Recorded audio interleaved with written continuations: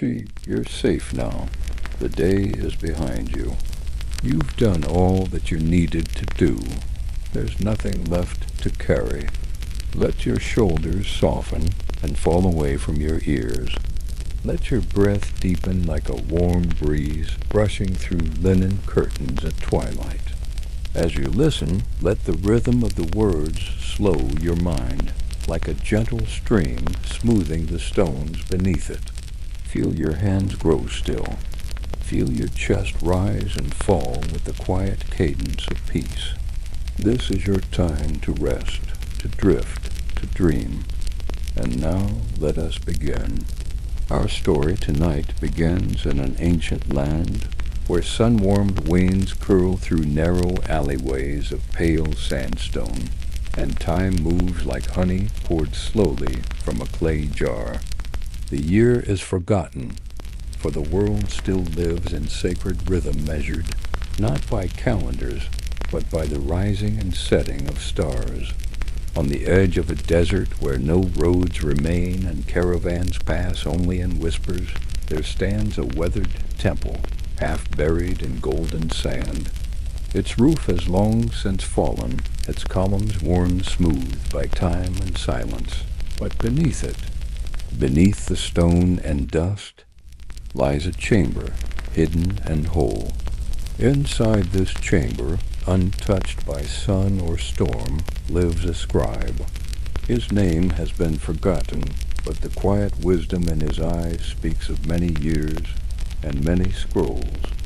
He is not young, but neither is he old. He is timeless, like the ink that stains his fingertips, like the parchment that rustles when no breeze stirs. By oil lamp light he works, hunched gently over a wooden desk, surrounded by scrolls that curl like sleeping serpents. The air smells of cedar wood and sand, of dust and memory. Each night, as the moonlight brushes the upper stones of the ruined temple, the scribe lowers his reed pen to a new sheet of parchment, only to find the words already there. They are never the same words twice.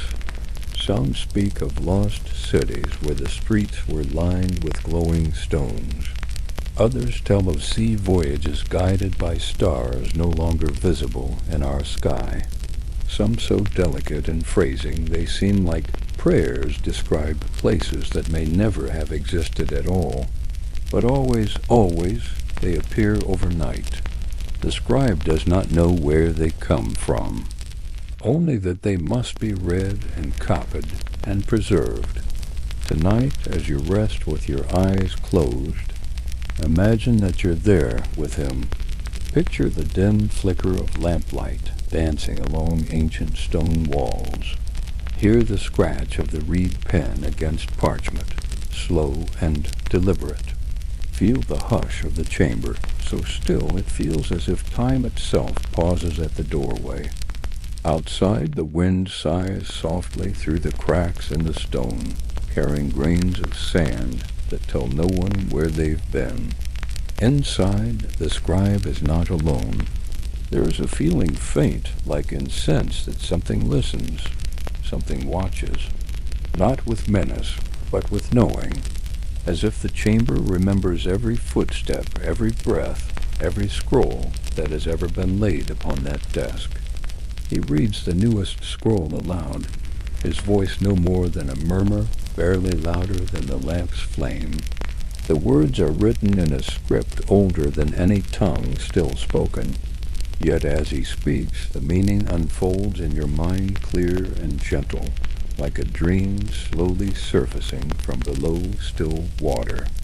The scroll speaks of a garden hidden beneath the sands of the desert, a garden planted not with seeds, but with memory.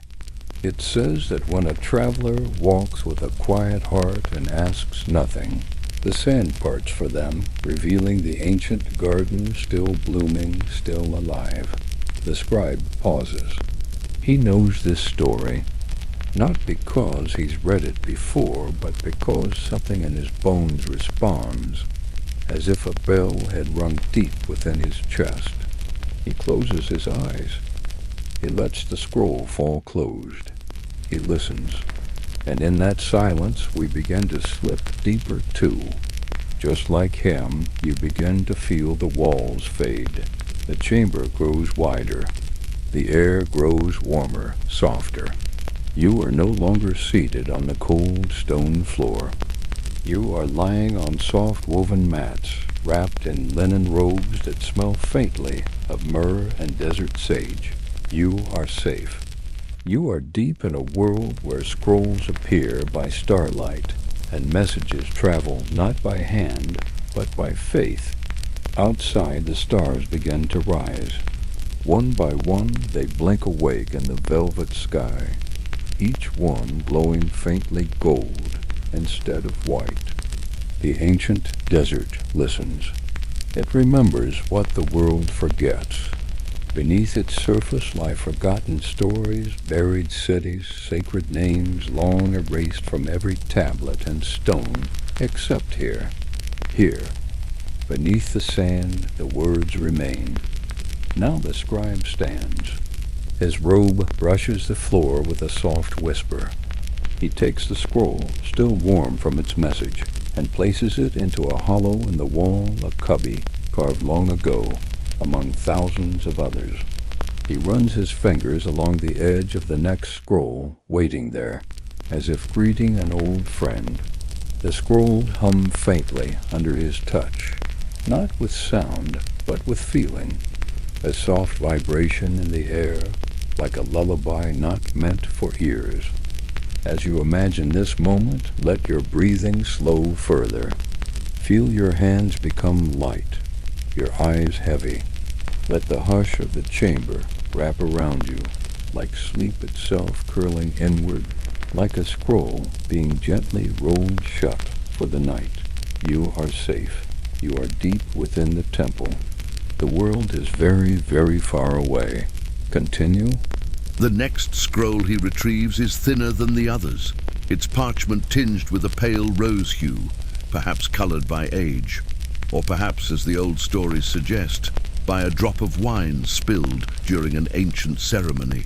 The scribe lays it upon the wooden table, smoothing its edges with hands that tremble just slightly, not from fear, but from reverence. He has seen this script before. Once long ago, a scroll had arrived with writing so delicate it seemed almost too shy to remain, as though it might vanish beneath the gaze of a reader unworthy. That scroll had told of voices carried by wind, of prophecies hidden in shifting dunes, and of a shepherd who once sang a single note that made the sand stand still. Now this scroll hums with that same quiet energy, the same ancient resonance that makes the hairs on the back of the neck lift gently, not from fear, but from awe. He does not rush, he breathes in.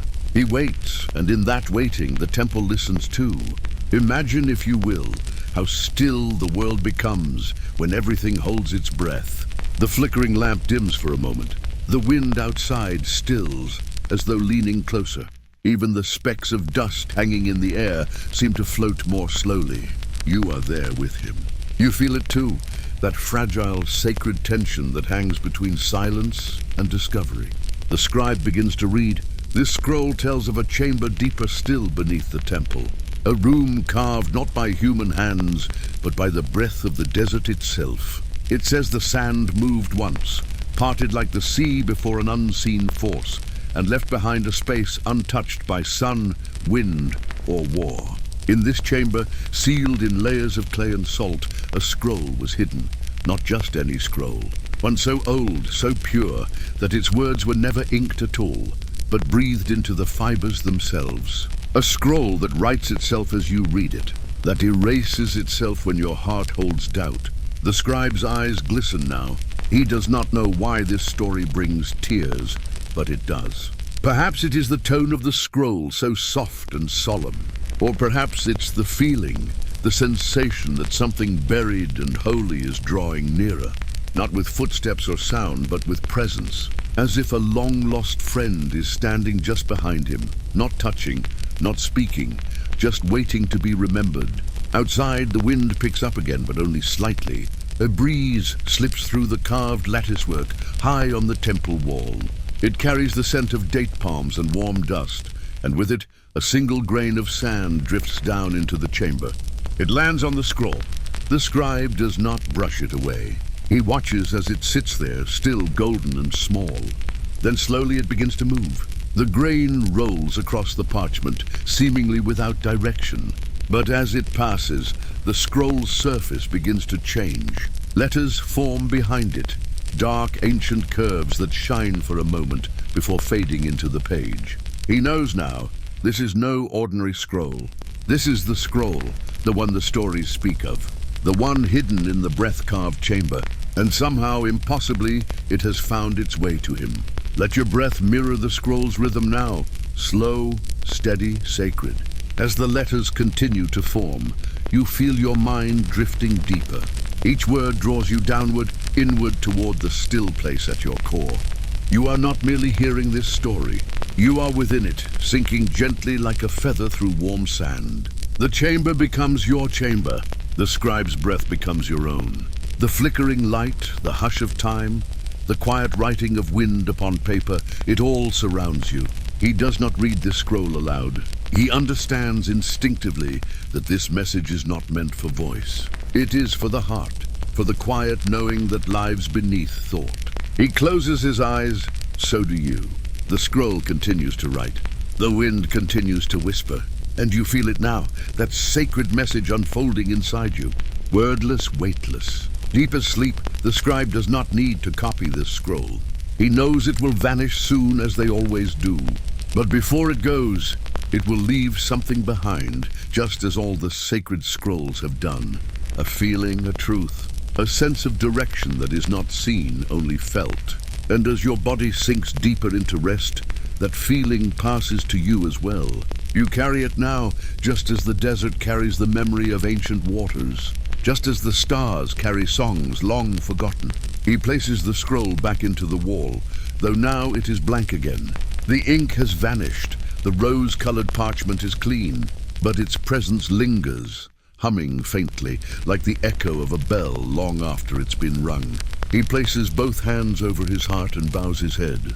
Outside, the stars shimmer. Somewhere, a jackal cries in the distance. But inside this temple chamber, everything is still. Hold timeless. You are there. You are part of it. The scroll is yours too. The scribe remained still for a long while after placing the scroll away. The chamber seems to exhale with him, as if it too had been holding its breath. The flicker of lamplight dances more gently now, casting long, liquid shadows on the curved walls. The hush in the air is deeper than silence, something sacred and thick with memory.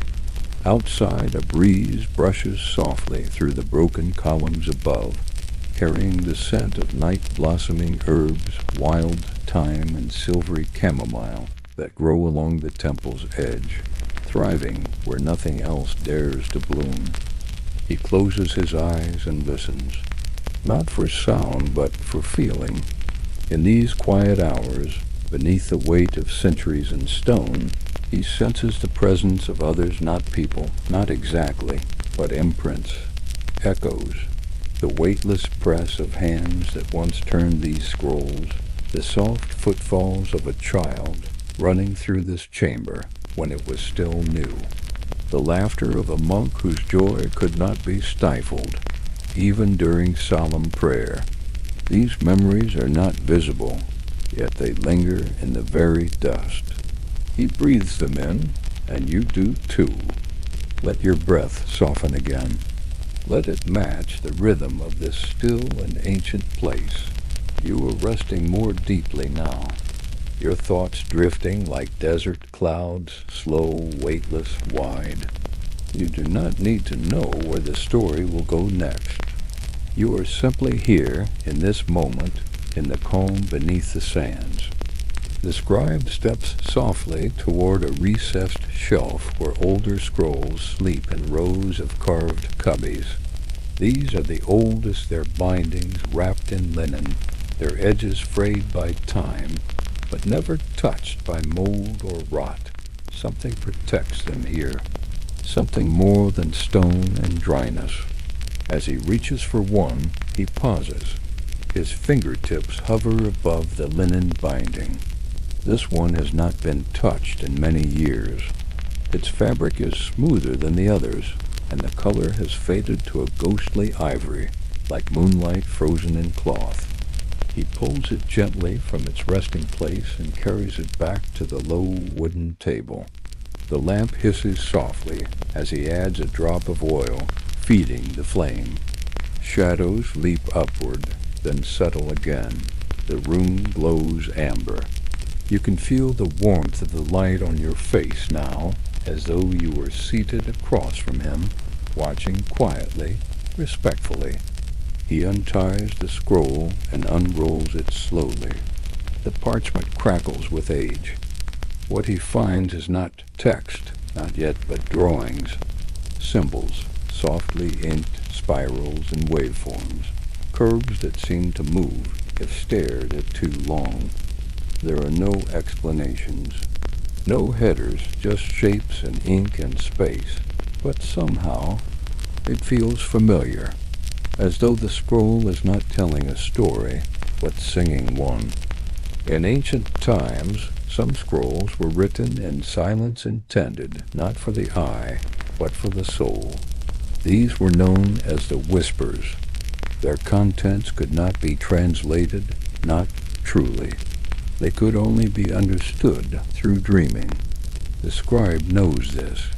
He has seen references to them in other scrolls, always spoken of with a kind of hushed reverence. And now one sits before him. He does not try to interpret. He simply sits. He breathes. You breathe too. He watches the symbols, allowing them to settle into his mind like seeds into fertile soil. The scroll is not meant to be solved. It is meant to be received. And as he gazes at it, a gentle warmth begins to spread through his chest, like a fire that needs no flame. Time softens further. The world around the chamber becomes dreamlike. The sound of the wind fades into a hush, like fabric rustling in a distant room. The scribe's breathing slows. He leans forward and rests his forehead gently upon the table, near the edge of the scroll, his eyes close. And now his dream begins. You are invited to dream with him. Let yourself slip deeper now. Feel your own breathing mirror his soft, slow, like waves brushing against an endless shoreline. With each exhale, the world becomes softer. With each blink of thought, you drift further inward. The chamber fades, not away, but deeper into you. You are not watching anymore. You are there. You are the scribe. You feel the scroll beneath your palms. You feel the story entering you not as words, but as light. The dream shows a vast sea, not water, but sand. Endless golden dunes rolling under starlight. You walk barefoot and the sand is cool. The wind is low. Ahead of you is a single black stone, half buried. As you approach, you feel its shape calling something inside you awake. It is not a stone. It is a door. In the dream, you kneel. You press your palm to the surface, and the sand responds not with sound, but with movement. It begins to swirl like fog drawn inward. The dunes collapse into a spiral, and from beneath an ancient staircase is revealed carved into the very bones of the earth. You descend, slowly, step by soft step. The air cools. The scent of old cedar and salt fills your lungs, and far below a light waits for you. The scribe dreams this. You dream it too. The scroll before you hums faintly. Not a sound, but a sensation like warmth brushing your chest. You are nearing something sacred. You step off the final stair, and then... You step off the final stair, and the world is utterly still. The chamber you enter is circular, carved with perfect symmetry from the stone. too perfect almost, as if the walls were not chiseled, but sung into shape. The air here is neither warm nor cold. It simply is, dense with memory yet light as breath. There is no dust, no footprints. The floor gleams faintly, though no source of light is visible. All around you, the stone seems to pulse gently, like a sleeping heartbeat just below the surface. In the center of the chamber stands a pedestal, low and wide, made from black basalt, so smooth it reflects your outline in soft silhouette. Upon it rests a single scroll, curled like a resting creature, bound in gold thread. You do not reach for it. Not yet. First you listen. You feel the air for invitation, and as you stand in silence, a presence begins to wrap around you, warm, ancient, kind. This presence feels like the echo of every good memory you've ever had. The scent of someone you loved once, who hummed softly while preparing food. The texture of wool blankets on cold mornings. The hush of stars witnessed beside a fire. This presence carries no voice, but you feel it speak to you all the same. Not in words, but in calm, wordless understanding. It tells you this scroll is meant for you, but it will not reveal itself unless you come with stillness. So you sit cross-legged before the pedestal, your hands resting open upon your knees. You breathe in and out, just like before, just as you did in the upper chamber. The scroll does not move, and neither do you. The silence is no longer empty. It is sacred rich. Whole, and as you rest, your mind softens. Your thoughts loosen their grip. You are not waiting, you are simply being. And that is enough. Slowly, the scroll begins to glow. Not brightly, just a soft gold at the edges, like dawn light through sheer cloth.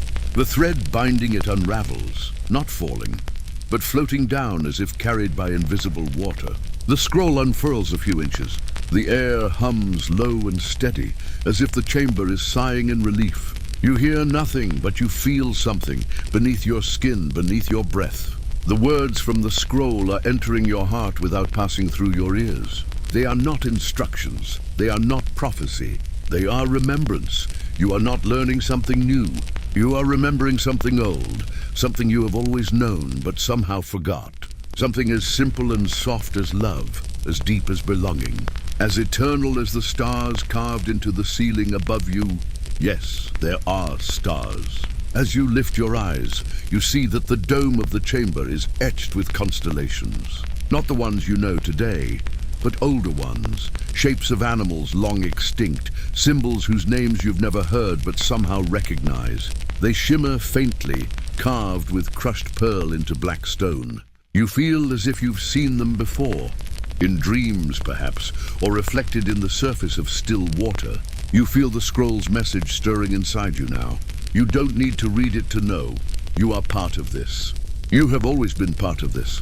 The presence grows warmer, wrapping around your shoulders like a cloak. You feel tears touch the corners of your eyes, not from sadness, but from the fullness of the moment, from the completeness. In this buried place, this sacred stillness, you have found something deeper than truth. You have found peace. You remain in that peace for a long, long time. There is no hurry here, no ticking clock. The chamber has held this scroll for centuries. It will wait forever if it must. And so you rest, the scroll before you. The stars above, the hum of the earth like a lullaby beneath your skin. Eventually your eyes close. You are not falling asleep. You are returning to a deeper kind of wakefulness, a slower rhythm, a sacred slumber, and within that slumber the scroll continues to speak to you, not in words, but in dreams. It shows you images of people walking across endless dunes, following lanterns lit by moonlight, of temples carried not on stone but in stories, of scrolls made not from parchment but from memory itself. And still the stars glow, and still the chamber hums. Far above, in the upper room, the scribe sleeps too, his head resting gently on the wooden desk, his breath soft and steady. He too is dreaming. He too has seen the hidden scroll. Though he will not remember all the details when he wakes, he will feel changed. And when he picks up his reed pen tomorrow night, the ink will flow smoother. The letters will dance more gently. And the story he writes will carry something deeper than language. He will write of a traveler who descended beneath the sand. He will write of you. The dream does not end, but softens, like a tide slowly receding across smooth stone. The chamber of stars begins to dissolve around you, not with fear, but with gentle release. The pedestal remains a moment longer, then melts into mist, and the scroll now imprinted within your heart vanishes like smoke drawn into warm air. You do not feel loss, only fullness, a calm, steady pulse of meaning that stays with you, as if you now carry the ancient hum of the chamber within your chest. Slowly your breath becomes more present again. You are rising not through effort, but through remembering, like drifting upward through sunlit water. The staircase reappears beneath your feet, step by step, as if forming only when you place your trust upon it. You do not feel your legs move. You feel yourself lifted. As you ascend, the scent of chamomile and desert thyme returns, brushing against your awareness like a blessing. When you reach the top once more, the temple chamber feels warmer than before. The oil lamp flickers gently, still alive. The scrolls remain in their shelves, coiled in rest. The scribe stirs slightly where he sleeps, forehead resting against folded arms. You see the faintest smile at the edge of his mouth peaceful, as if he too heard the message and chose to carry it without needing to speak. Now you return fully to your place in this quiet temple. The stone beneath you, smooth and grounding, the air around you, still and soft. Your eyes remain closed, your breathing steady, but your spirit, your dreaming self, remains partly within that sacred chamber, forever linked, forever held. The scroll did not vanish. It became part of you. And in your stillness, you know this. You are a vessel now. You carry the message forward, not to shout it or explain it, but simply to live with it, to dream with it, to remember. And so the night continues. The winds above whisper softly through the stone beams of the broken roof. Somewhere in the far distance, a fox pads silently across the dunes. The stars continue their slow turn across the sky. Time does not rush here. Time folds gently inward, like parchment rolled for safekeeping. You lie down now. The woven mat beneath you is soft and warm, holding the warmth of those who came before you. A light linen cover is drawn over your body, just enough to comfort without weight. The stone walls hum faintly, not with sound, but with presence. The kind of presence that says, you are not alone. You have never been alone. And as you rest, drifting slowly into a deeper sleep, you begin to sense more chambers hidden beneath the world. Not just here beneath this temple, but beneath every place where silence has been honored. Scrolls beneath mountains, scrolls beneath wells, scrolls tucked into the heartbeats of trees and the folds of linen shrouds. Not all scrolls are written with ink. Not all words require a voice. Some truths wait for stillness, for a listener who is not seeking answers, but simply listening. The scribe, now fully asleep, dreams again, this time of a river that once flowed through the desert, long dried, long buried. But in the dream it runs still, crystal clear, reflecting stars. Along its bank sits a child, no more than 10, legs tucked beneath him, a scroll unrolling across his lap. The scroll glows, but the boy does not read. He smiles. He already knows the story. He is part of it, Dot. He always was. The wind outside shifts slightly. brushing a tiny curl of parchment across the chamber floor. The lamp burns low now, its oil nearly spent. But no one stirs, no one worries. Everything is exactly as it should be. And you, dear listener, dear traveler, you are safe. You are deeply held. Your body is heavy and still, sinking into soft sleep, while your spirit hovers in that half-lit space between memory and dream. There is no need to wake now. The temple is watching, the scrolls are sleeping, and so shall you. Rest now. You have remembered. You have returned. You are home.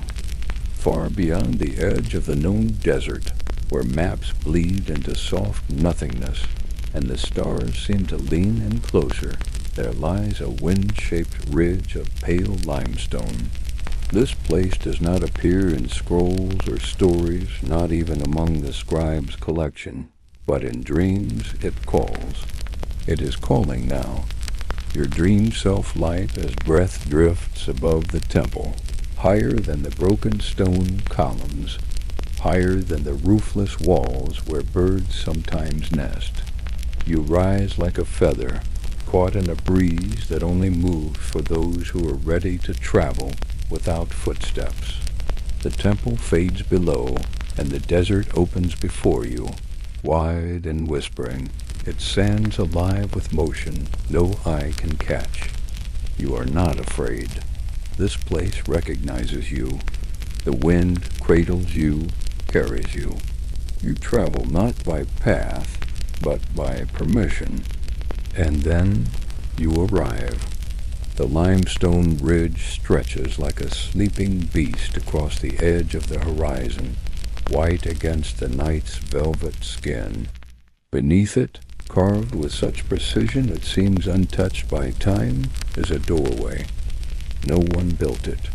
The ridge itself opened once, long ago, when the world still breathed with mystery. Few have entered, fewer still have returned, yet you feel no hesitation. The stone greets you like an old friend, its surface warm beneath your fingers. You step forward and the shadows part.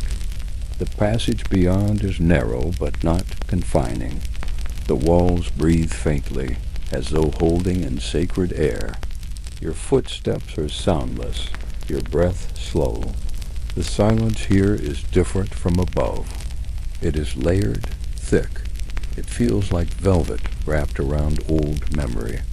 As you move deeper, faint etchings appear on the walls, symbols not drawn by hand, but revealed by your presence. Spirals, stars, waves, and eyes. They do not alarm you. You know these shapes. You saw them in the scribe's dream. In your dream, in the scroll that glowed in your lap, the corridor curves gently downward, like the inside of a shell. Every few steps, a soft glimmer appears, small crystal stones embedded in the wall, catching some unseen light and echoing it back in soft pulses. The light is not bright. It doesn't try to illuminate. It simply accompanies you, a companion, a breath made visible, and with each step the silence grows warmer. You begin to hear something now, not with your ears, but with your heart, a low resonance, a hum so deep and slow it could be the voice of the earth dreaming. You follow it, drawn by a feeling of belonging.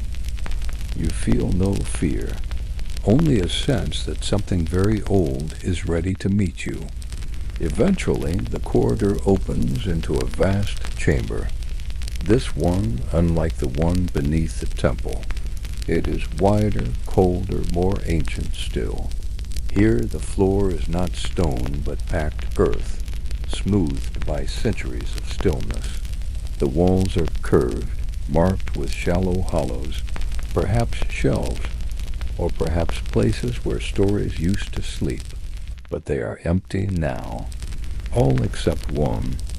At the very center of the chamber rests a single scroll, set not on a pedestal, but inside a shallow bowl of stone.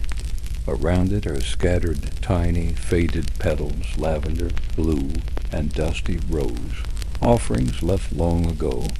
The scroll is tightly wound, wrapped in black twine that gleams like obsidian.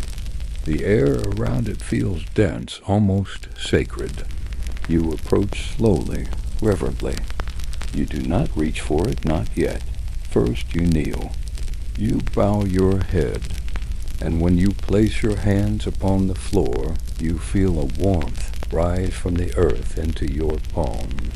A pulse, a rhythm, as if the story within the scroll is already speaking to you, in the language of heartbeats. Then, without sound, the black twine unwinds itself. The scroll loosens just slightly.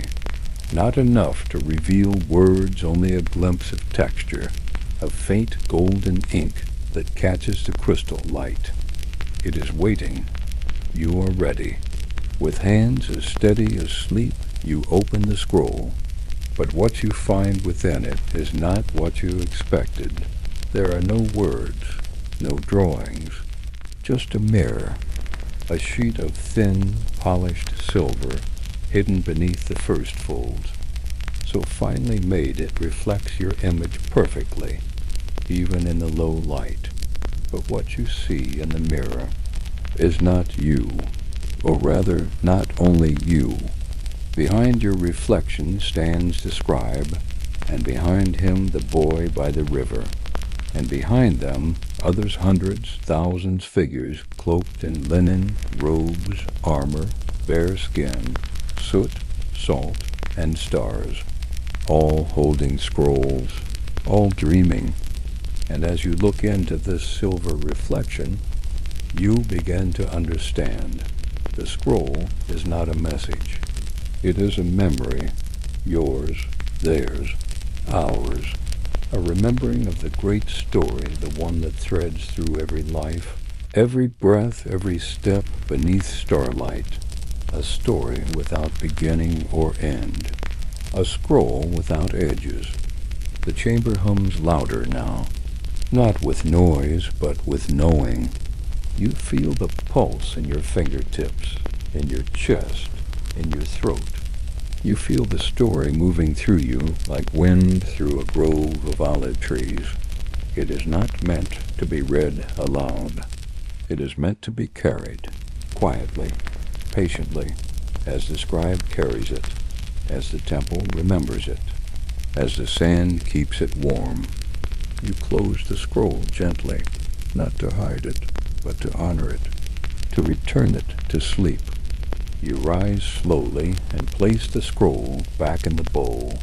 The petals rustle slightly, their colors now seeming a little more vibrant. As you step away, you hear a soft chime echo through the chamber, not metallic, not physical.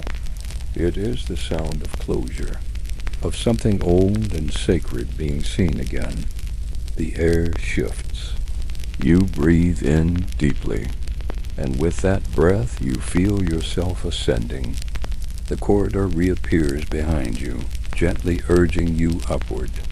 The crystal lights dim one by one, escorting you without pressure, without sound. The etchings on the walls fade once more, their message now living inside you. As you near the threshold, the wind returns, curling softly around your face, as if to say, "Thank you." And then the ridge is behind you, and the desert opens before you once more. Outside, the winds had grown quieter, curling slowly through the valley like fingers through silk. The stars had not yet fully faded, but the blackness of night had begun to thin, revealing the faintest violet blush over the horizon. Morning was not yet awake, but it was thinking about it. The desert in this hush seemed sacred.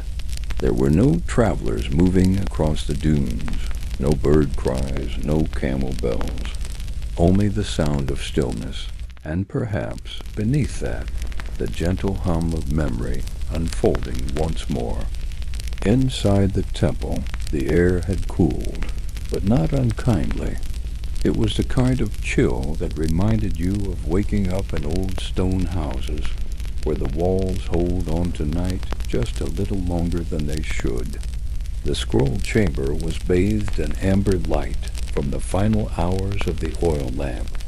Its flame was small, wavering gently as it flickered across the cracked limestone, casting shadows like soft brush strokes on a canvas.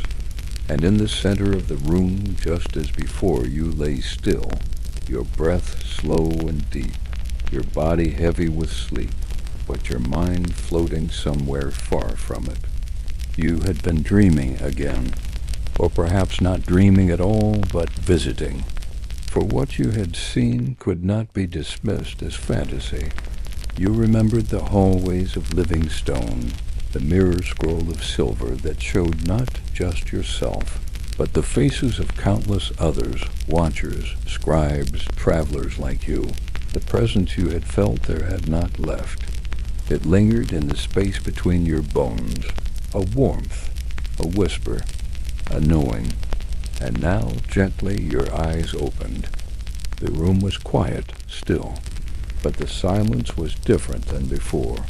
It was no longer hollow. It was full of something unseen, but unmistakably present. The scrolls on the shelves seemed to lean forward ever so slightly, as if listening. The stone beneath your mat hummed faintly, like a breath being drawn in through centuries.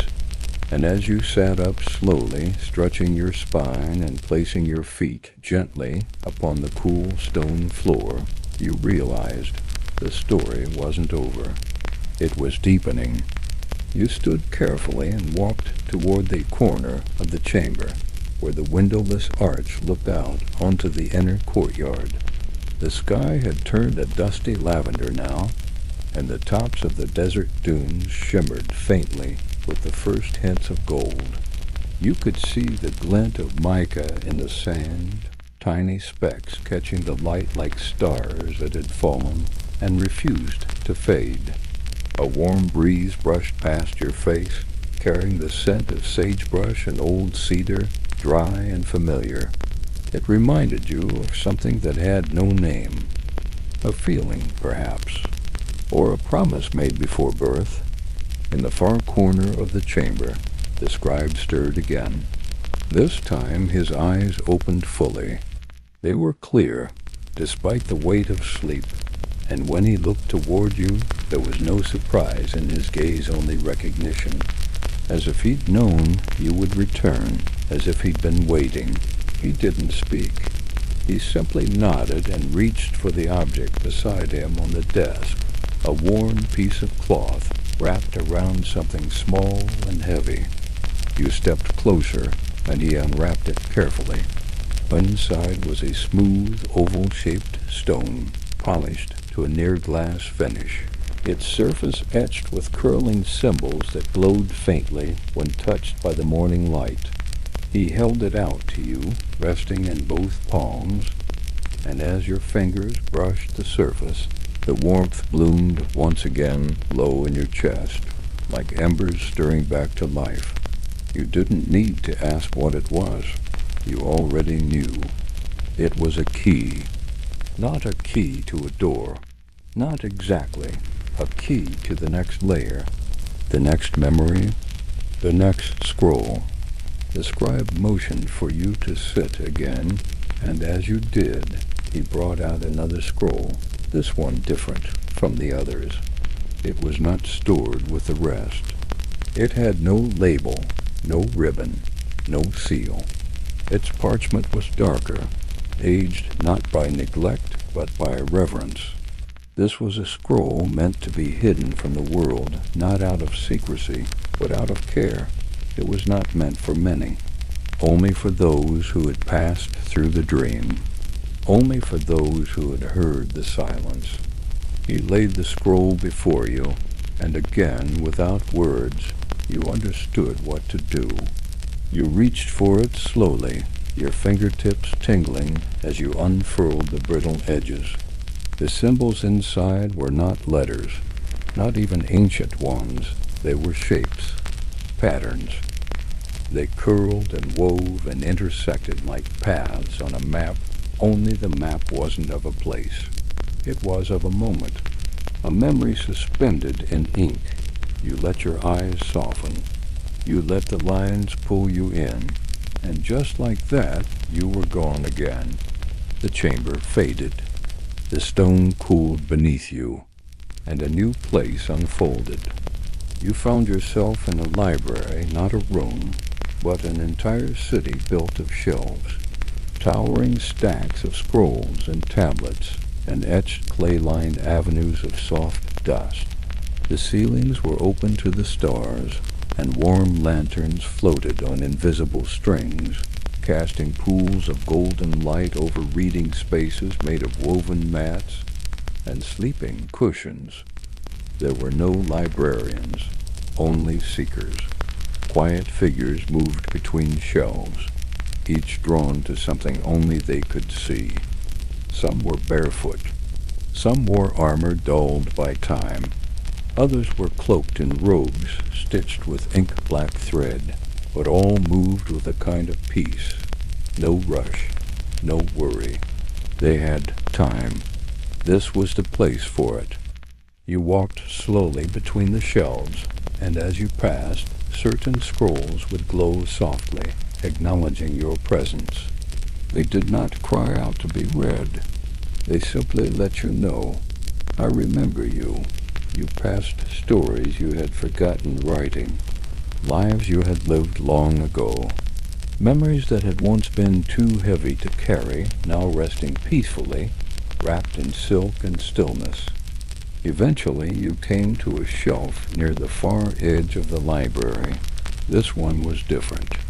It was low, child height, meant not for the tall, but for the wise, and on it rested a single scroll with a carved wooden cylinder at each end.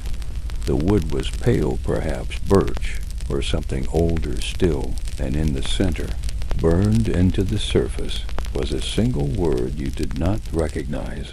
And yet you understood. You knelt. You opened it. The scroll was blank, and then it began to write itself. Not with ink, but with light. Lines appeared slowly across the surface, glowing gold, then softening into a deeper sepia as they settled. You read them not with your eyes, but with something quieter, something beneath language. The words were gentle, and they told you the story of your first dream. Not the one from this temple, but the very first, the dream that brought you into the world. The memory of choosing to be born. It was not dramatic, not thunderous or divine. It was simple. A field of wheat, a warm breeze, the knowledge that someone would need your kindness. That was all, and that was enough. You wept, but softly, not from sadness, from remembering. The scroll closed gently when it was finished, and the word at its center glowed once, then faded. The shelves behind you whispered quietly as you rose, not with words, but with warmth. You were ready to return. The library grew distant.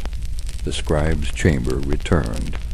The scroll in your lap now blank again, save for a single curled line in the center, a signature, perhaps from the dream. And above you, the morning had arrived. The first sunlight streamed through the archways of the temple, and the wind outside danced more playfully now, kicking up curls of sand that glittered in the light like gold dust. The scribe smiled softly and stood. He didn't speak. He didn't need to. He placed a hand on your shoulder light as breath and nodded once, deeply. And then he turned and walked through the far corridor into the light. You sat there a long while, watching the dust move in sunbeams, feeling the warmth of the scroll still pressed against your knees. You had not changed, and yet everything was different. you were not alone. The scroll had remembered you. The stone had welcomed you. The silence had taught you. And now you would carry the story forward.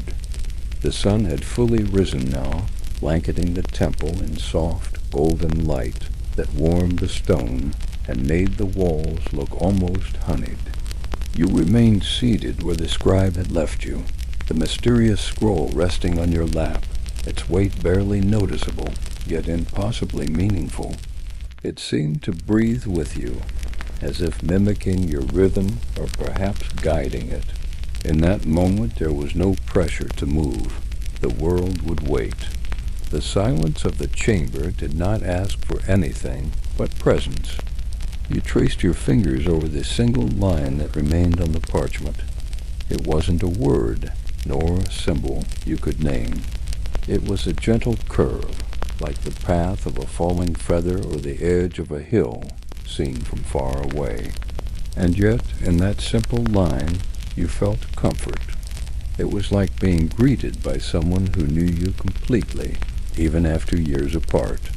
Something in your chest softened. The scribe's footsteps had faded, and it was unclear whether he had left the temple entirely or simply stepped into another chamber beyond your sight. Wherever he had gone, he had not taken the feeling of guidance with him. It lingered around you still, in the way the air moved, in the distant hush of breeze echoing through broken columns, in the gentle creak of parchment, as the scroll settled itself more securely on your lap. As you sat in that sacred calm, the room began to change again, not outwardly, not in form or structure, but in sensation. The shadows deepened slightly in the corners, not from dimming light, but from a kind of ancient attention. The scroll shelves no longer seemed like mere storage. They watched, they waited, and in that waiting a question surfaced, not spoken aloud, but clearly felt. Are you ready to see more? You stood slowly, carefully placing the scroll back on the floor in front of you. It made no protest, only pulsed faintly with approval, as if it understood that the story was never meant to be clung to, but shared, lived, expanded. Drawn by a quiet instinct, you turned and walked toward the far wall, the one that had always appeared solid, unremarkable, just another stretch of age-worn stone. But today it shimmered faintly, barely visible, but undeniable, like heat waves rising off sun-warmed rock. You reached out, not with curiosity, but with trust. Your fingertips met the stone and passed through it. There was no resistance, only warmth. You stepped forward and the illusion fell away like mist. Behind it stretched a narrow tunnel, spiraling downward. No stairs, no steps, just a gentle slope that felt like descending into the roots of something much older than stone. The walls were smooth, almost soft to the touch, and they glowed faintly with a color that had no name, somewhere between browns and rose, like sunlight caught in memory. The descent was quiet, not heavy. You felt no fear, only wonder, only reverence. And as you moved deeper, you began to hear something, not a voice, not even sound. It was the feeling of music, the sensation of harmony moving through air, through stone, through you. It reminded you of the hum from the hidden chamber beneath the ridge, but this was different. This was personal, intimate. A song meant only for your ears, though no melody could be heard. At last, the slope leveled, and you stepped into a chamber unlike any you had seen before. It was round perfectly so, with no corners to catch darkness. The floor was made not of stone, but of tightly packed earth, covered with layered rugs that smelled faintly of saffron, cedar, and something older, like buried myrrh. In the center stood a low basin of water, and above it hung a glass orb suspended by golden thread from a beam you could not see. The walls of the chamber were alive with movement, not from creatures, but from shifting images. Stories bloomed like smoke, curled along the surface in thin waves of glowing ink. You saw travelers crossing rivers made of starlight. You saw women in robes pressing seeds into the sand, waiting not for crops, but for dreams to grow. You saw the building of temples, not from stone, but from silence, great echoing halls carved from stillness, where people gathered not to speak, but to listen. Each vision came and went gently, folding into the next, asking for no analysis, no explanation. They moved as dreams do, full of meaning you couldn't explain, but completely understood. You didn't try to memorize them. You didn't try to hold on. You simply stood, breathed, and received. Then the orb above the basin began to glow. You stepped forward, compelled not by urgency, but by quiet invitation. The basin's surface rippled without disturbance. No hand had touched it. No wind had stirred it. And yet something below it moved.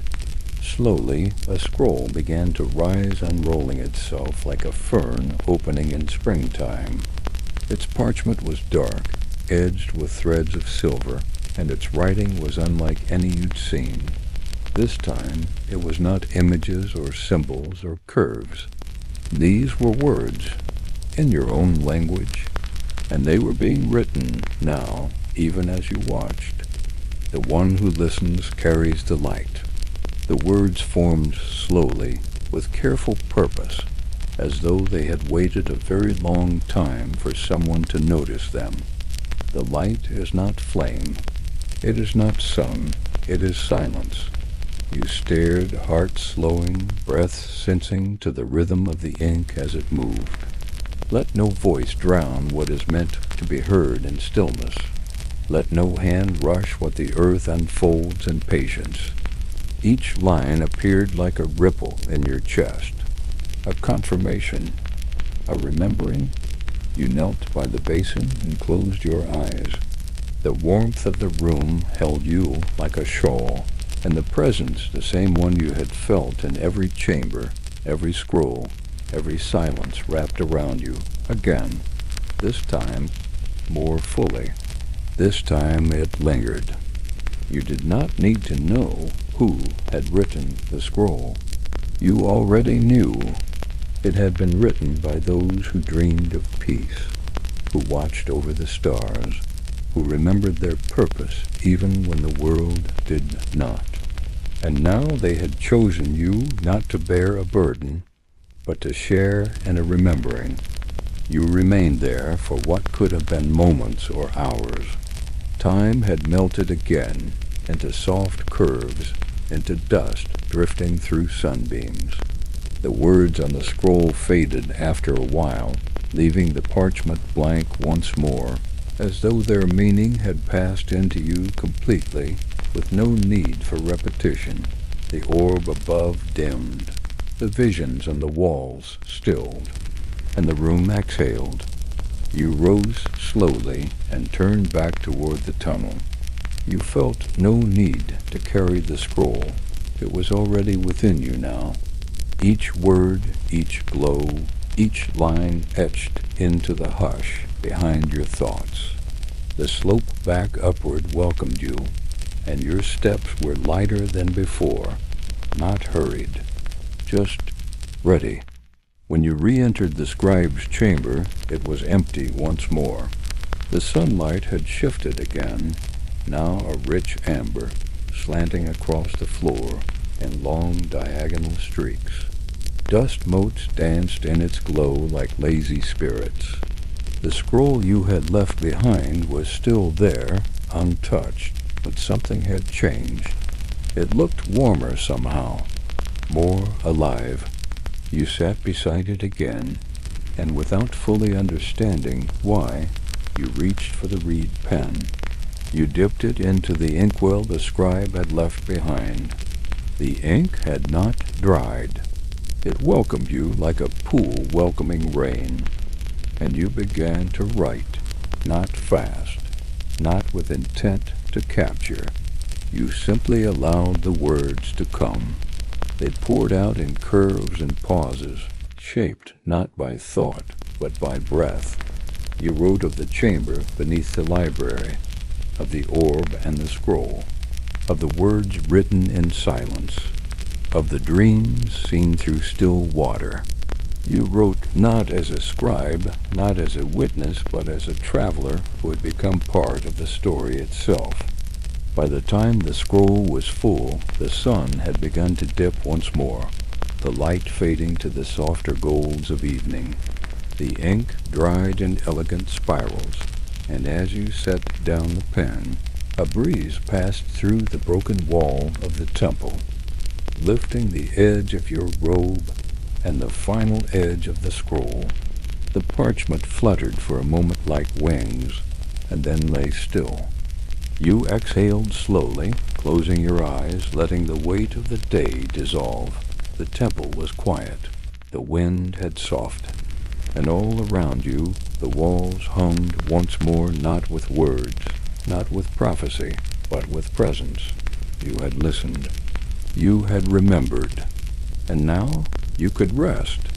The scroll you had just written lay beside you, still warm from the fresh ink, its surface barely rippling in the golden light that filtered in through the broken edge of the chamber. You stared at it for a long while, not reading the words; those had already folded themselves into your memory, but simply watching the curve of each letter as though they were tiny footprints left behind in sand.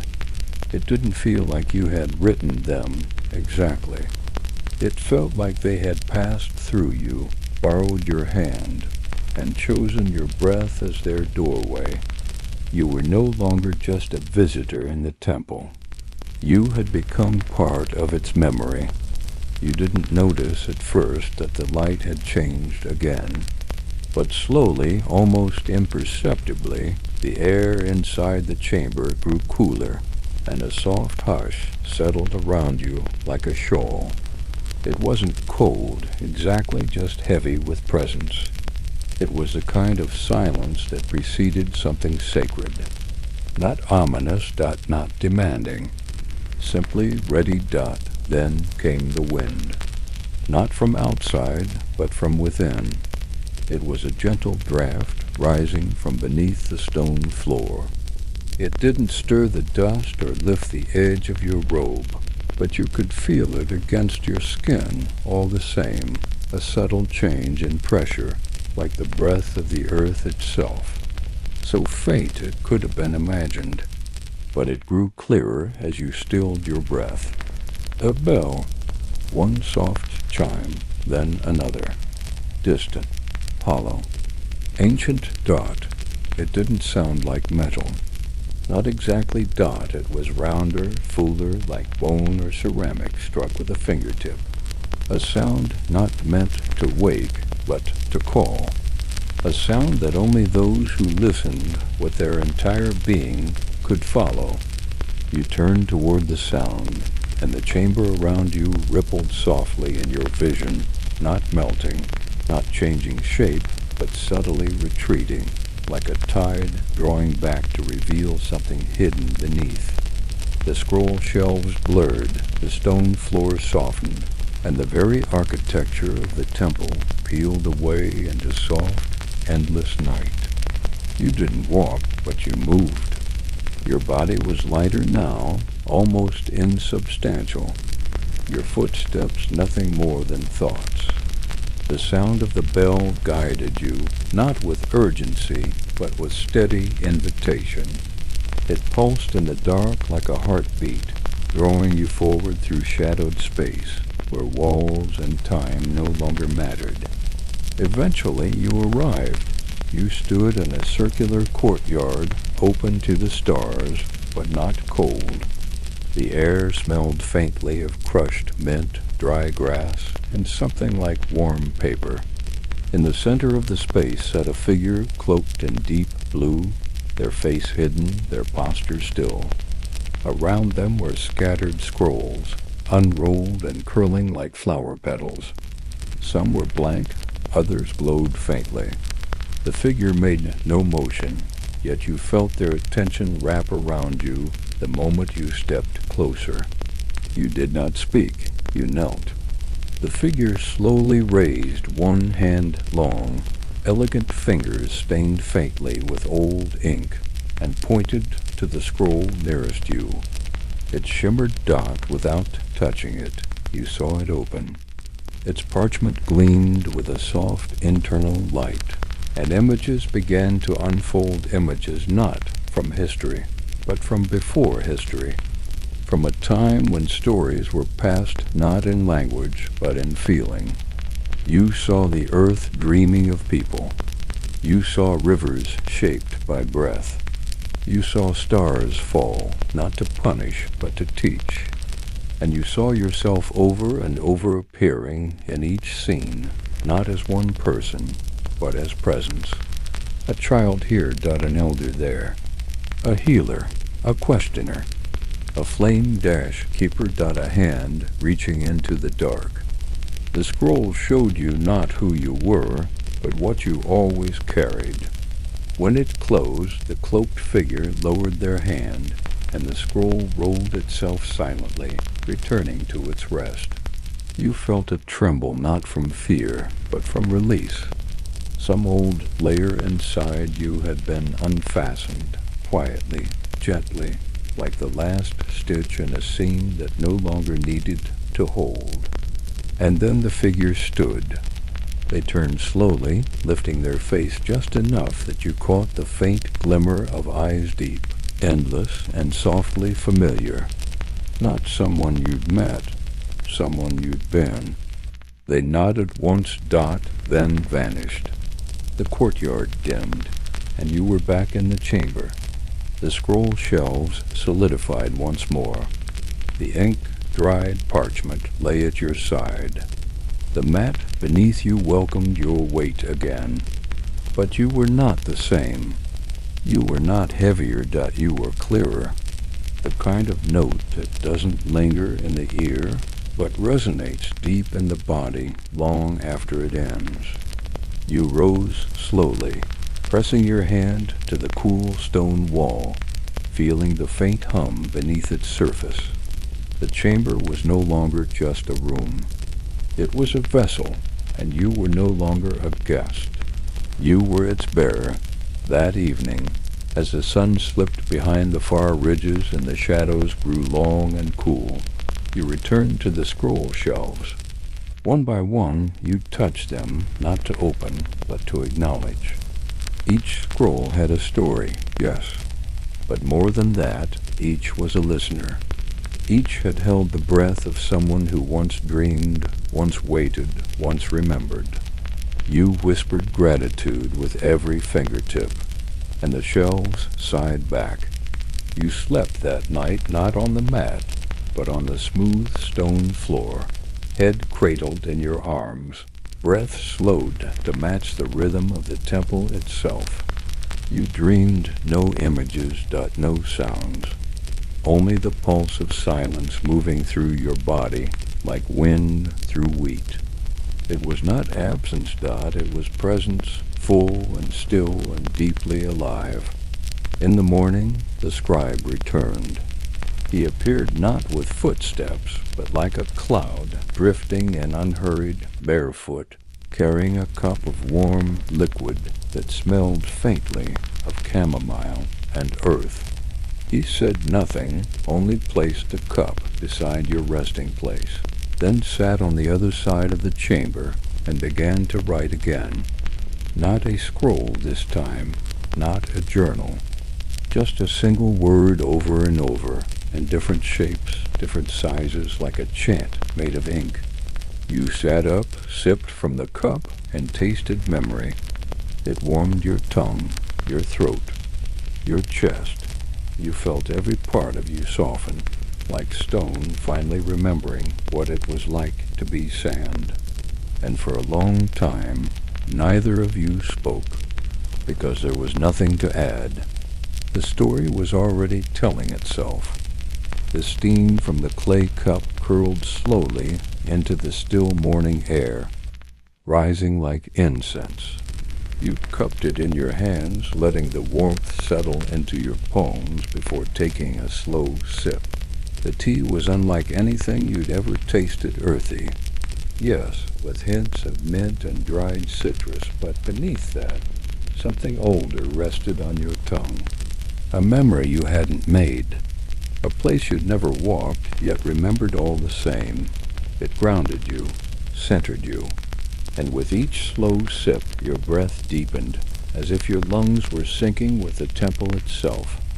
Across the chamber, the scribe continued his quiet ritual, repeating that same single word again and again in his script. Each version was slightly different. Sometimes it curled like a question. Other times it stretched long, like a horizon line.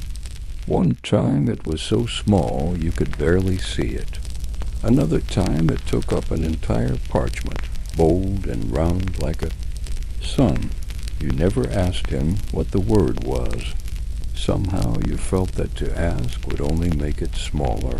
The temple was different now. Not in shape, but in feeling. It no longer felt like a place you had found. It felt like a place that had found you. Each step you took echoed less loudly, as if the walls were listening, cushioning your movement with reverence. The air carried more depth, like there were rooms behind rooms, halls tucked behind old pillars that were once closed, now slowly opening. You began to notice that some of the cracks in the stone were not flaws, but seams intended paths, hidden joints in the structure that could only be revealed when the temple decided you were ready to see them. You spent the next day in quiet routine. You ate bread and fruit left in a woven bowl near the door dates, olives, and a thick fig paste that reminded you of sun-soaked afternoons. You bathed in the stone basin near the courtyard, where water shimmered like glass and seemed never to empty. You sat with the scrolls, not reading them, just letting them rest beside you, the way one might sit with an old friend in silence. You wrote again, 2 soft words that came without effort, without planning. Lines that curled onto the parchment like roots finding their way into soil. That night, the scribe lit a line of small clay lamps around the chamber. He didn't speak, but when he was done, he looked to you and nodded toward the far wall, the one that shimmered faintly in the presence of change. This time it shimmered more brightly, not with firelight, but with something internal. Like moonlight moving beneath skin, you approached without hesitation. The wall dissolved again, and behind it, stairs, not a slope, not a tunnel. Steps, old and narrow, carved by hands that remembered how to listen to stone. They spiraled downward in a slow, gentle arc, each one edged in faint carvings that seemed to glow under your bare feet. You descended quietly, breath calm, hands trailing along the warm curve of the wall. This journey was slower than the last, not because it was longer, but because the air felt thicker here, more sacred. It demanded presence, attention, reverence. Every step felt like a heartbeat. Every turn felt like a chapter. When you reached the bottom, you entered a chamber shaped like a bell wide at the base, curving gently upward to a domed ceiling, lined with thousands of tiny reflective stones. They sparkled in the lamplight like stars, and for a moment you couldn't tell whether you were below the earth or floating in the night sky. In the center of the room stood a tall glass column filled with sand dot. It was not just any sand dot. Shimmered faintly, pulsing like breath, and within it, tiny scrolls floated weightless, spinning slowly, as if caught in the slow whirlpool of time itself. You stepped forward. The column responded. The sand inside began to rise and fall in gentle waves, revealing one scroll at a time as it rose to the surface, paused, then sank again. Each scroll glowed a little differently, some with a warm gold, others with a pale blue, one with a deep rust red like desert dusk dot. Then one scroll stopped. Dot, it hovered, waiting. Dot, and without touching it, you knew this was yours. The glass disappeared, not shattered, not broken. It simply ceased to be, and the scroll floated into your hands like a feather caught in wind. Dot, it was warm. You sat on a cushion shaped like a stone lotus, and the scroll unrolled gently across your lap.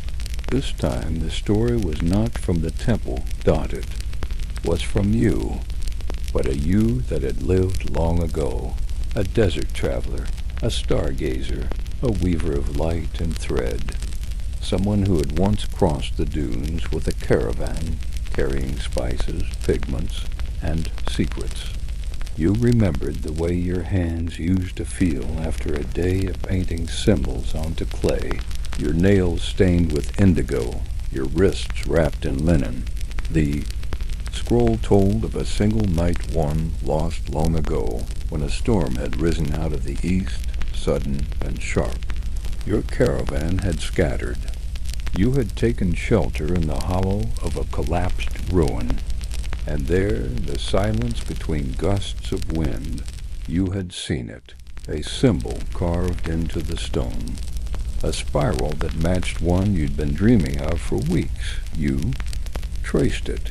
You listened, and something had answered. Dot, not with words, but with presence. Dot, and when the storm passed, you were different. Dot, quieter. Dot, more still.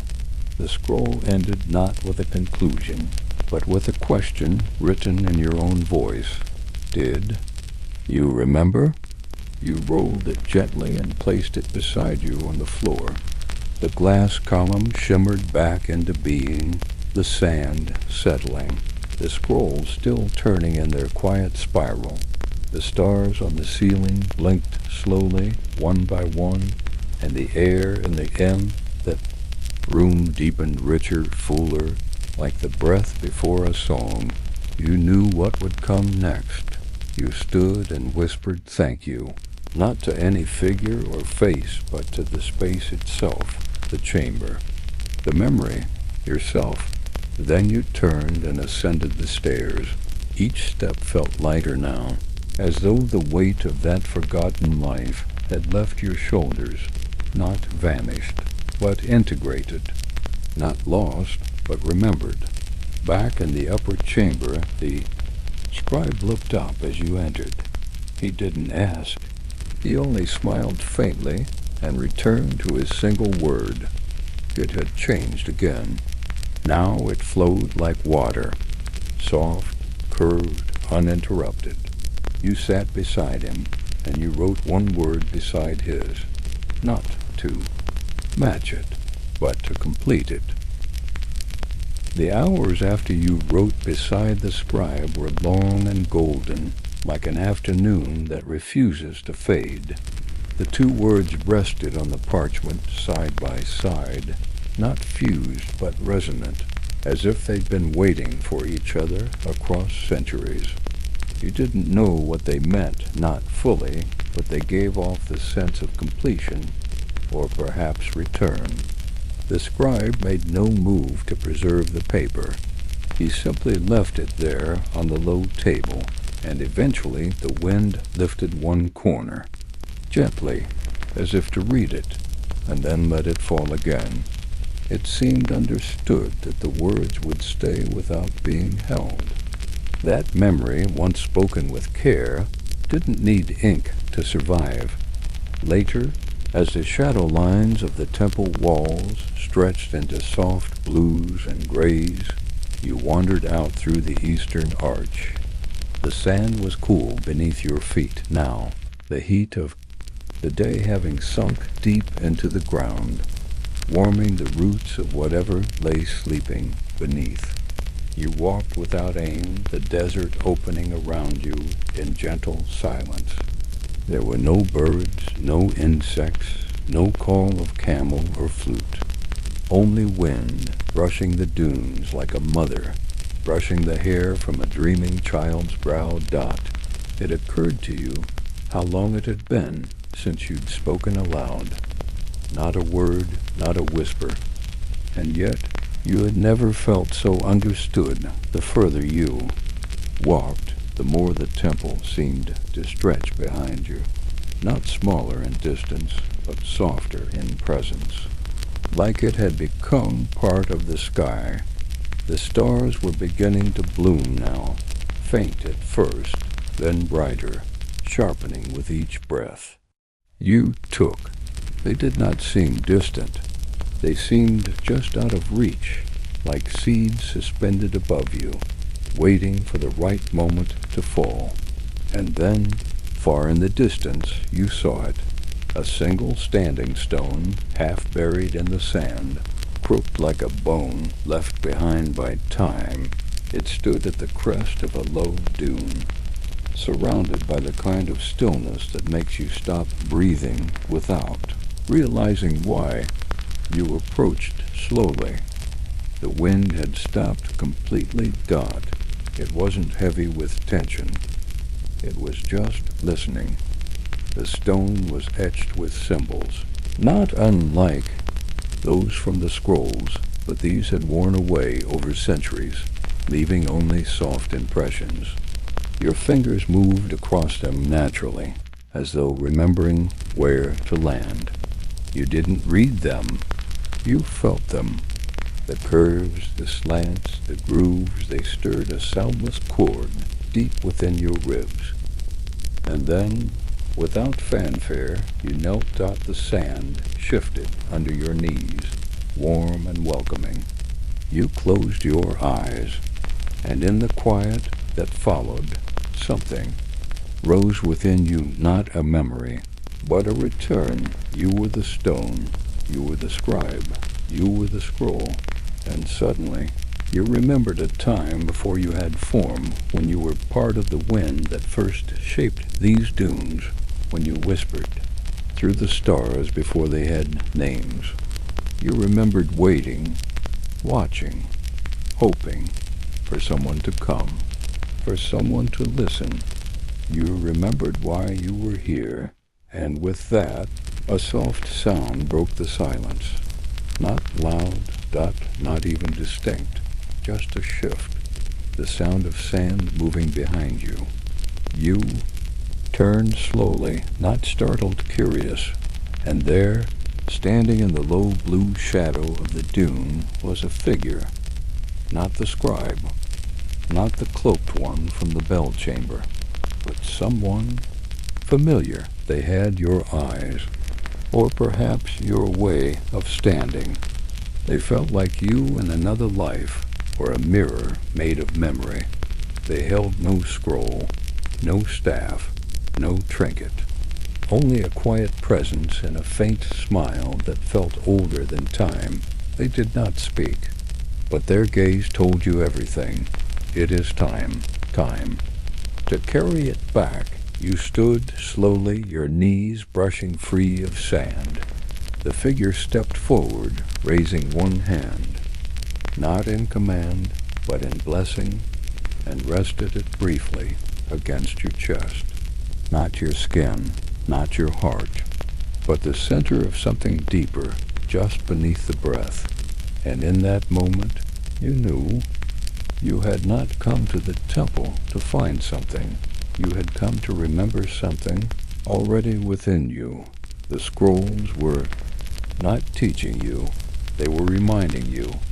The figure stepped back, nodding once, and then slowly dissolved into the rising wind. Not gone. Just returned to where they had always been. You looked back toward the temple. It glowed softly now. In the moonlight, its stones pale and luminous, like a vessel carved from bone and memory. It called to you, not to stay, but to come home. You walked back slowly, the sand cool underfoot, each step dissolving into the hush. The stars pulsed overhead like breath. You felt no separation between you and them. You were not under the sky. You were the sky, briefly walking through itself. By the time you returned to the eastern arch, the scribe was already gone again, and the room glowed with low oil light and deep shadow. You moved through it as though walking through a dream you had once written, one you were still dreaming. There, beside the scroll shelves, was a new scroll. Unrolled. Waiting. You sat before it, and the first words read, "When you woke beneath the stars." When you woke beneath the stars, you weren't sure at first if it was a dream. The scroll in front of you had opened itself again while you slept, as if stirred by your breathing. You sat up slowly, feeling the cool smoothness of the stone beneath. Your hands and the quiet weight of knowing settled gently on your chest. The words on the scroll, "When you woke beneath the stars," were still softly glowing, as though lit from beneath the parchment, pulsing like the faintest heartbeat. You touched the line with your fingertips. It didn't respond with movement or sound. It simply waited. And when you leaned in to read more, you realized the scroll was no longer made of paper at all. It had become a kind of woven fabric, warm and supple, threaded with glints of gold, and deep ink black. It no longer needed a quill. It no longer wanted to be read in the way one studies a book. It wanted to be felt, held, listened to not with ears but with memory. And so you did. You closed your eyes, placed both hands flat on the scroll, and let the story come. You were walking again, only this time it was not in the desert, not entirely. It was a dreamscape, a memory woven of places and times all layered into one. You recognized the curve of a temple arch, the smell of the date palms from your first day, the sound of the scribe's reed pen scraping across parchment. But you also heard ocean waves in the distance. You saw stars that hadn't appeared in the desert sky. You felt the touch of snowflakes melting on your arms. This was not one memory. It was all memory, braided together, unfolding like water poured into water. You saw yourself again, not just as you were now, but across the scroll of centuries.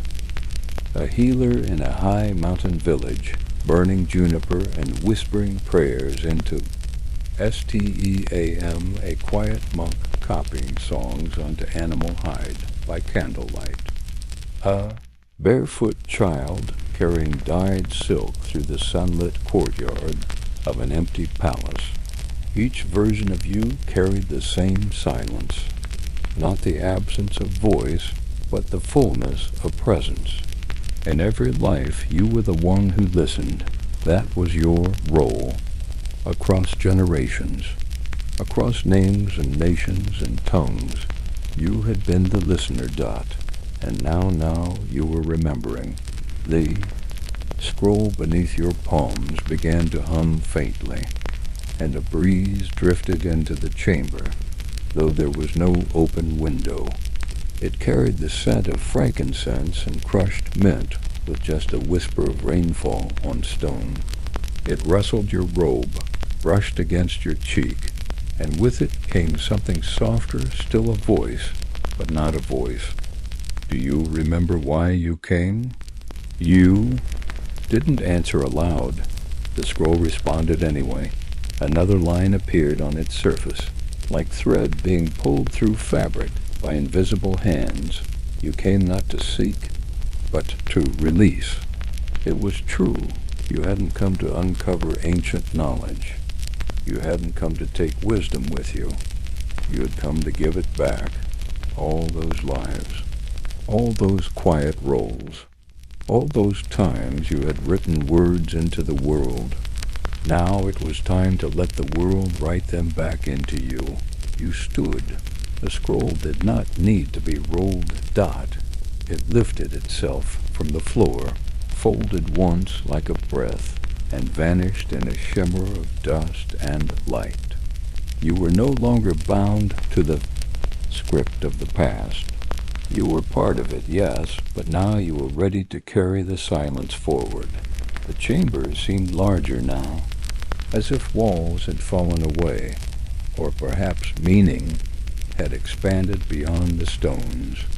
The lamps were still lit, flickering softly. The scribe was gone again, though his presence lingered like a thought gently resting at the edge of your mind. You walked to the archway again. This time there was no desert dot, there was only mist dot, soft and slow. It spilled inward through the broken stones like breath from a sleeping mountain. It smelled of lavender and rain-damp linen.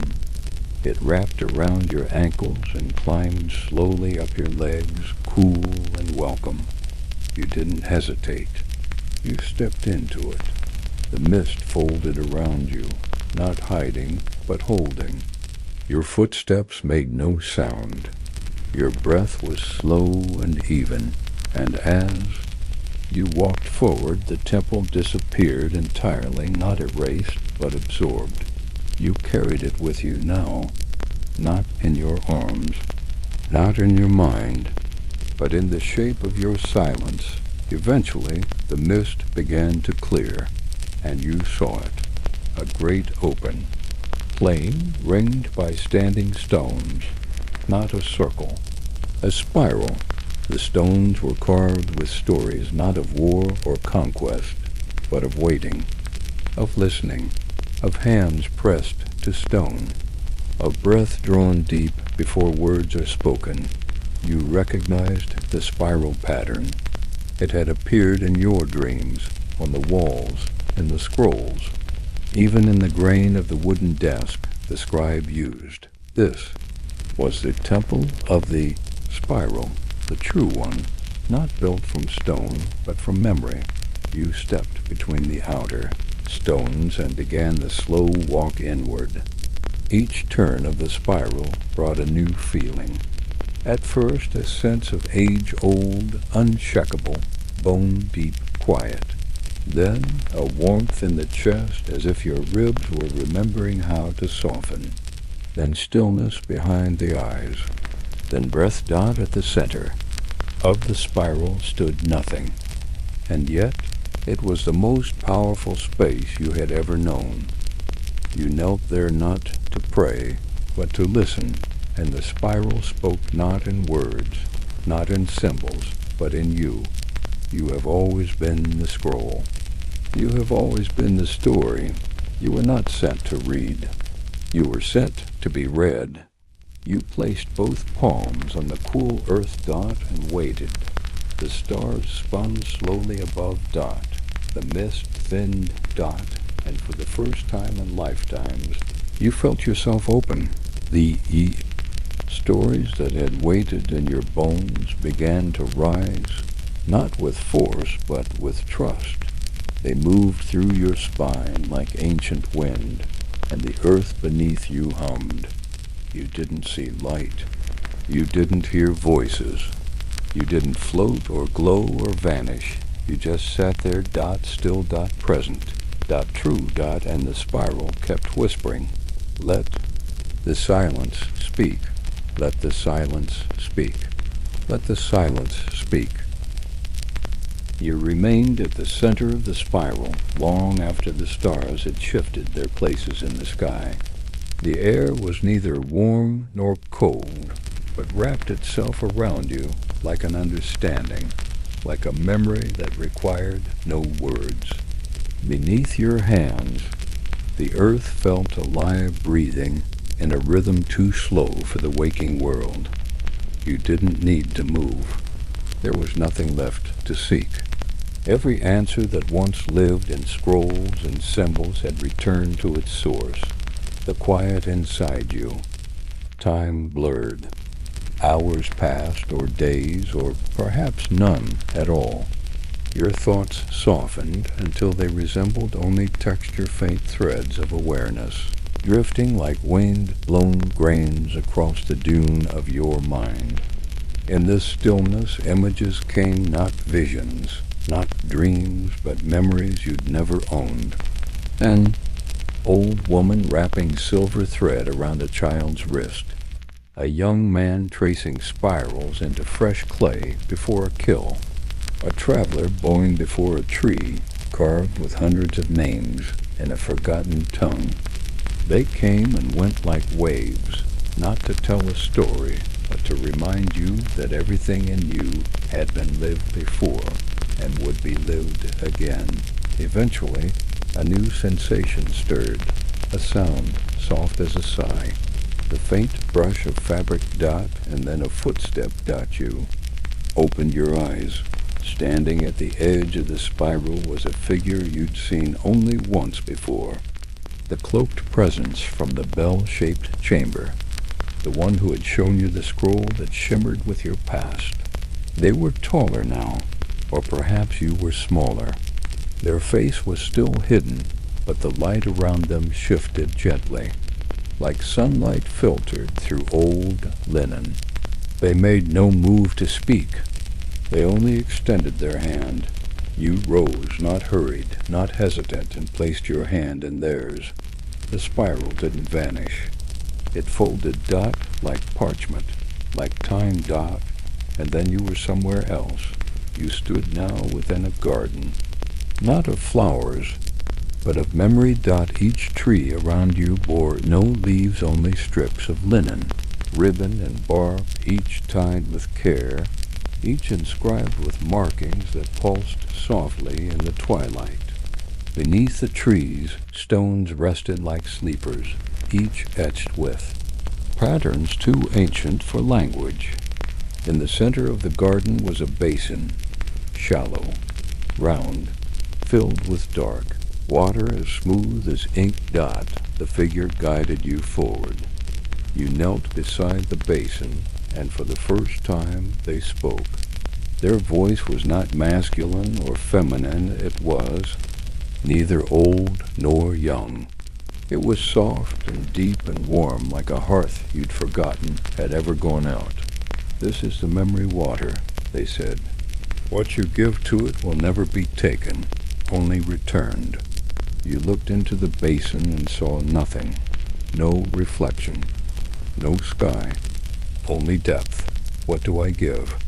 You whispered, your voice unfamiliar in your own mouth. The figure stepped closer and touched your forehead with one ink-dark fingertip. "Only you're forgetting." And you understood.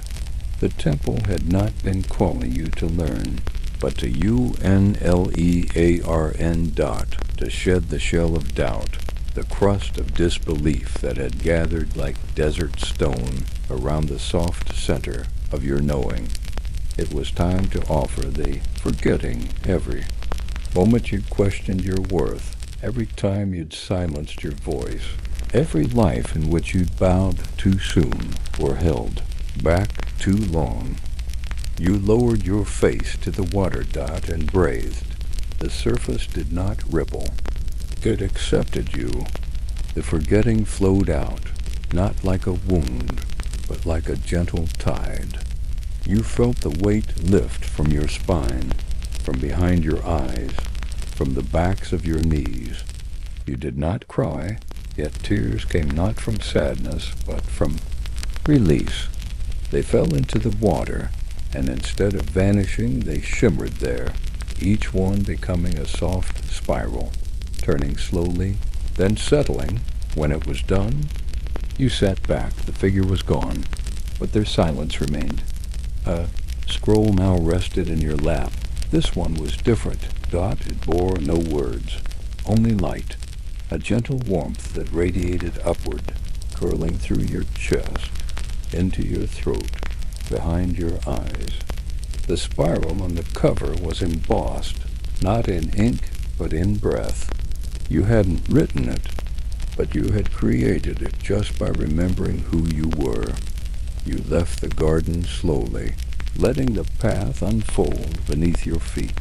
The scroll did not weigh anything, and yet it filled your arms like a beloved child dot as you walked. The stone walls of the temple returned, not enclosing you, but welcoming you back. The Chamber of Scrolls was as you left it, yet different. Larger, perhaps, or lighter. The shelves still curved upward like ribs, and the soft light from the oil lamps danced across the floor in slow circles. You placed your scroll on. An empty shelf near the center dot. It glowed once, then dimmed, and the shelf shifted around it, making space, cradling it, as though it had been waiting for just this scroll to arrive. You stepped back and sat. The scribe reappeared then, moving quietly, carrying 2 cups. He handed you one and sat across from you on the low stone bench. No. Words were spoken. They weren't needed. The tea tasted like silence, like memory. Like home. The tea was still warm when you set the cup down beside you. Its aftertaste lingered on your tongue, something delicate, like orange blossom and ancient paper. You and the scribe sat in silence as the chamber slowly darkened around you, not with nightfall, but with completion, as though the room itself, like a breath held too long, was finally beginning to exhale. The scribe's head was bowed, eyes half-lidded. His presence was so still that he almost disappeared into the stone behind him. You watched the way the low lamplight flickered on his ink-stained fingertips. It occurred to you that he had been waiting for this, for your arrival, your remembering, your scroll, and now that it was done, he seemed to settle into his shape more easily, like a stone finally resting where it belonged. For the first time, you saw the edges of the chamber begin to change, not crack, not dissolve, but soften. The scroll. Shelves curved inward ever so slightly, as if bowing. The air around you thickened, not unpleasantly, but like water drawing itself into a still pond after a rain. Something final was coming, not as an ending, but as a return. And though no words were spoken, you could feel it inside your ribs. It was time. You stood. The scribe remained seated, only raising his eyes to meet yours for a long moment. There was no sadness in his expression, no joy either, only stillness. Like a candle flame at rest, you gave a soft nod of farewell, and he returned it with a faint smile. Then you turned from the chamber and walked through the low passage that had once been your entrance, though now it felt like the softest exit. The archway opened again to the mist. It had returned, only thinner now, like silk in moonlight. The desert was still beyond it, dunes rising like the backs of sleeping animals beneath the stars. The air was cool, the way it feels after something ancient has passed nearby. You stepped out into it slowly, listening to the hush that clung to the stones, the silence that had become your teacher. Each footstep felt ceremonial. Each breath echoed softly in the bones of your chest. You walked until the temple was behind. You and then you turned. It no longer looked like a building. It shimmered at the edges, its shape folding inward, slowly unraveling into something older than form, not vanishing, not crumbling, just remembering how to become something else. The spiral above its entrance glowed once, faintly, and then dimmed like an eye closing in peace. You lowered yourself to the sand and sat once more, just as you had when you first arrived. You looked to the stars. They had changed position in the sky, subtly shifting forward with time. The constellations were familiar now, no longer cold or distant. They felt like siblings, companions, parts of the same ancient breath. Then you heard it, the bell, that same soft tone from your earliest days in the Temple 1 chime. Then another, then silence. But this time it came not from below, it came from within you, a gentle resonance, ringing inside your chest. The scrolls had written themselves into you, not in ink, but in stillness, and now you were to carry them forward not as words, but as presence. You rose one last time, turned to the open, desert, and began to walk. You did not carry anything in your hands, no scrolls, no talismans, no maps, everything you needed now was within your breath. You passed over dunes and stone outcroppings, under stars and slow-moving clouds, across places where you had once asked questions, and now where you simply listened. No direction, no rush. Only footsteps softened by sand, the rhythm of memory woven into your souls. The wind began to rise behind. You not harsh, not loud, just enough to leave a trail. Just enough to show that something had moved here. And high above, one star blinked gently, like the end of a sentence, or the pause before a new page begins. The night air wrapped around you like a soft shawl, cool and comforting, as you continued your walk across the endless desert. Each grain of sand beneath your feet shimmered faintly, catching the glow of the distant stars, those ancient companions, who had witnessed every secret the earth had kept. There was no hurry, no destination except the quiet within. Your breath fell into a slow rhythm, like the gentle lapping of waves against a forgotten shore. Behind you, the temple rested folded, like a secret into the dunes, no longer a place but a memory nestled in your heart. You carried no scrolls in your hands, no parchments or ink, only the stillness, the stories, the whispered knowing that words could never fully hold. It was as if the desert itself breathed with you, the sands weaving your footsteps into a timeless dance. Above, the stars began to fade slowly as dawn's first light crept across the horizon, painting the sky with pale pinks and soft golds. The warmth touched your skin like a gentle promise, a reminder that endings were simply new beginnings waiting to unfold. You paused, closing your eyes and letting the early light wash over you, the vast silence filling every corner of your being.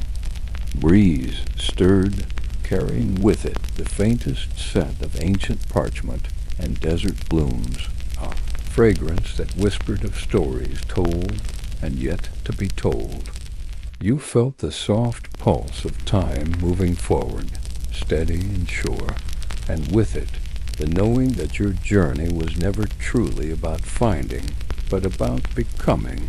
Slowly, you turned your face to the rising sun, a smile brushing your lips.